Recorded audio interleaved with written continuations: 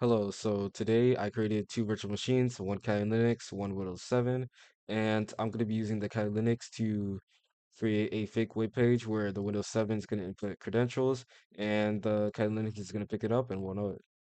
So first things first, we're going to go to the command terminal. So we're going to click on this,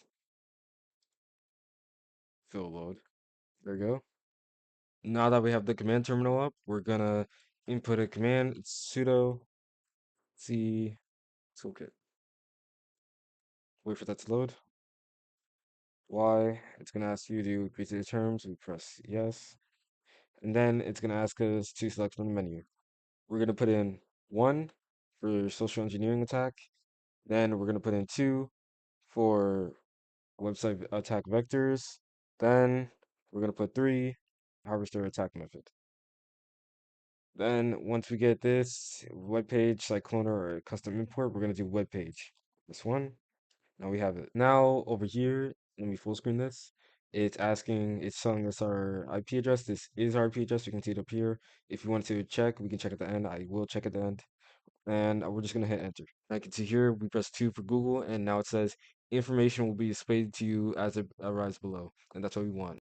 Now that we're in the Windows 7 virtual machine, we're just gonna open Google Chrome. We do see that the site, the IP for the Kali Linux is up here, so we're just gonna use that. We're gonna import that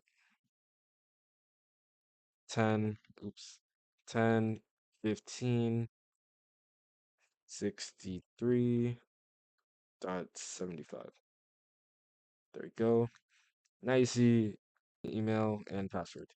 So for email, we can just put anything. We'll send it to the Kali Linux. We'll put 123 at gmail.com. There you go. Password.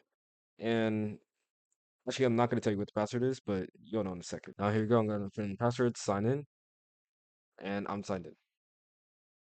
I can say password and everything. There you go. Now since we're signing to Google. Now, as we go back to the Kali Linux, we see here we got a hit. That's amazing. Now it says a possible username field found or email, and then here's the password I was keeping: 12345567890, and that's what the password I put in. Now, as you can see, we have the email and we have the password. Amazing. And just so we can confirm the IP that we just put in over there, we'll put in the command host name dash I. That should work. And that is the same IP as we saw up there. And thank you for watching, and that is how you do credential harvesting.